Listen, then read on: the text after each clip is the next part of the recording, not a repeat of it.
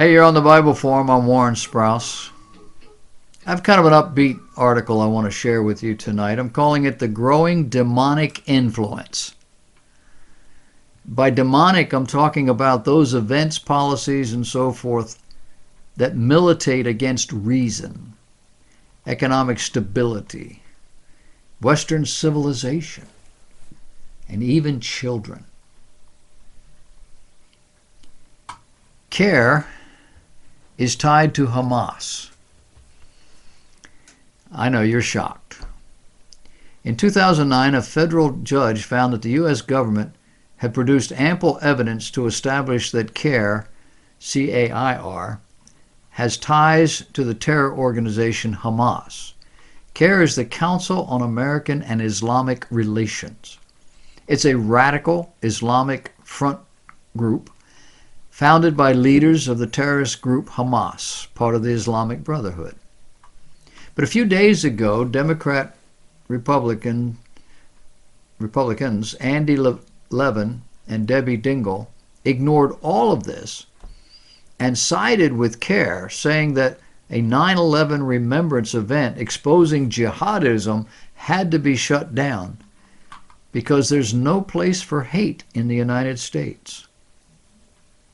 Now, before canceling the event, Bloomfield Hills Baptist Church, pastored by Donald McKay, told the news media Islam is a growing threat in the United States of America.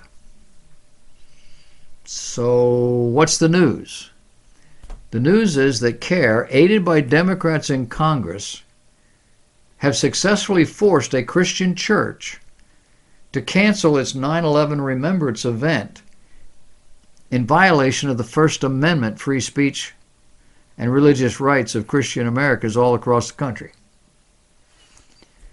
No, the story is that C.A.I.R is concerned about the lives of 2,997 innocent people, posing a challenge to the Muslim Brotherhood's stated goal of Islamic supremacy. You see, it seems the Bloomfield Hills Baptist Church angered C.A.I.R when it announced its intention to feature Shahram Hadian, a former Muslim who planned to deliver a speech entitled How the Interfaith Movement is Sabotaging America and the Church. The speech is designed to expose the growing deception of interfaith dialogue and explain how interfaith dialogue is compromising the gospel and our national security. The church event also planned to have James Simpson, a former Office of Management budget economist and investigative reporter, to speak about, quote, how Islam is destroying America from within.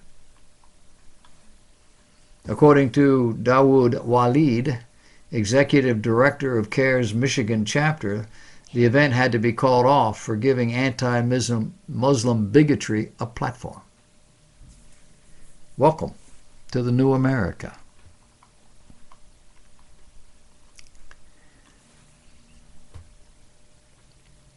The typical process when people come into this country from other nations seeking asylum.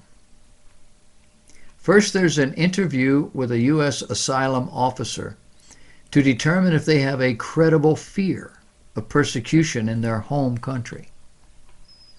Next, should they pass that initial screening, then they face an immigration judge who decides if their asylum claim has merit, a process that can take months or years because of court backlogs.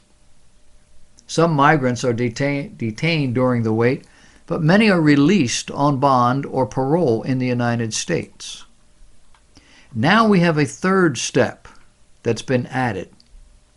This year, the Trump administration adopted a new policy called the Migrant Protection Protocols.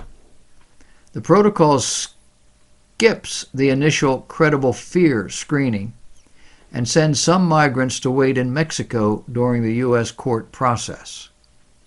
So far, about 42,000 migrants have been returned to Mexico under the rapidly expanding policy that began on January 29th. This occurred in only about 6% of the roughly 680,000 migrants who crossed the U.S. southern border from February through August of this year. The Trump administration rule recently implemented as a temporary policy and supported by the U.S. Supreme Court last week allows a Trump administration rule to take effect that will radically reduce the number of migrants eligible to seek U.S. asylum. Judges and asylum officers are now being directed to implement it. The rule cuts off the possibility of U.S. asylum for almost all migrants arriving at the southern border if they have not sought refuge in a country they traveled through first. It will be applied by both asylum officers and immigration judges. It will generally affect all asylum applications by migrants who entered the country on or after July 16, which is the day the rule was published in the Federal Register. It sounds like they're getting a hold on this thing. What does the dinner table sound like in your home? Is the family gathered to share their day and facilitate healthy interaction? Or do your children eat whatever they want while you are either distracted by the necessaries or watching television? Do you all eat together? Or does everyone simply take their plate to a more private place and eat alone? A recent study in Great Britain showed more of the latter than the former. And it is certain the same is true here in the United States. In London, according to a new survey of 2,500 parents, a third of those families sit in complete silence during mealtime. 25% don't even eat dinner at the same time as their families. 10% never eat dinner at the same time as their children on most days. Add another 10% who never eat dinner with their families. And only 20% of respondents are reporting eating dinner with their families every night of the week. Now, I don't know who these people are, but I'm guessing these people are the more religious and or more educated, meaning they can actually think and anticipate the future and make a plan for the present. Psychologists and anybody older than 70 years of age know all this. They know that to get the most out of family meal times, the table needs to be filled with the happy noise of conversation, chat, and laughter. Psychologists know that the more we engage, the closer and more connected we feel with one another, and that children need to be a part of this as a vital part of developing their social skills.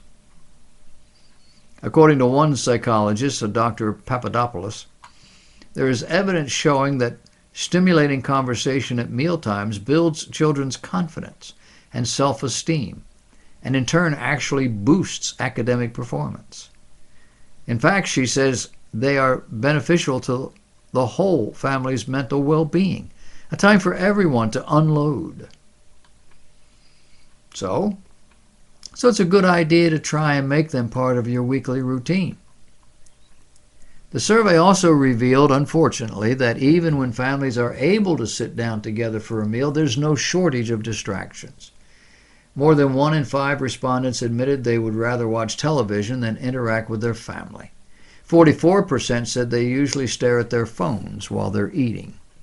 A third of surveyed families purpose to talk around the dinner table and perhaps make weekend plans.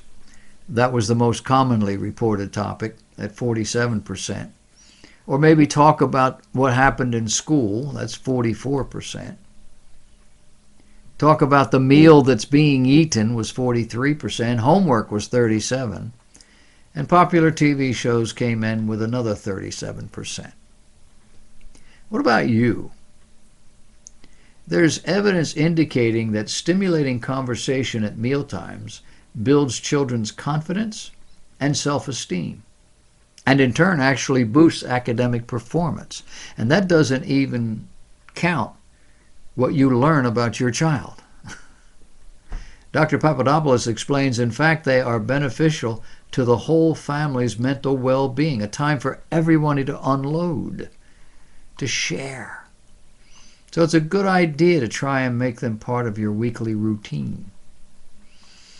We have children today whose parents don't know anything about them. Who's winning the moral battles today? At issue here is the increasing influence and success of the enemy of our souls. The Bible describes throughout the tension between God and Satan. And as we near the end of the age, Satan is increasingly winning the battles. Battles in morality, violence, marriage, gender, Christian religions, the rise of the occult, and so much more. At issue here is Philadelphia's non-discrimination policy that requires any partner agency to place children with same-sex couples. Catholic Social Services has a problem with that policy. As a result, they brought a lawsuit against the city. A flood of briefs are showing up at the U.S. Supreme Court in which justices are being asked to reverse the Philadelphia policy, maintaining that their policy is causing grave harm to children. The argument is, quote, religiously motivated providers and parents have played a critical role in filling this need for centuries from coast to coast. And to drive them out ignores the critical need and the grave harm to children that would be caused by their loss. In another brief, officials from 10 states argued that working with a diverse coalition of child-placing agencies provides better services to children in foster care and the potential parents eager to care for them. WorldNet Daily reported that the city ordered Catholic Social Services to change their religious doctrine if it wanted to continue placing foster children as it had for over a century. Beckett Senior Counsel Lori Wyndham said that as Philadelphia, quote, attempts to shamelessly score political points, dozens of beds remain empty and children are suffering the consequences. It's time for the Supreme Court to weigh in and allow faith-based agencies to continue doing what they do best, and that's giving vulnerable children loving homes. This is news that revolves around Philadelphia, but lawyers from 10 different states have weighed in. It's happening all across the country. When you start limiting who can be a foster parent based on the fact that they actually believe in God, you got a problem. But that's where our country's going. Think about that.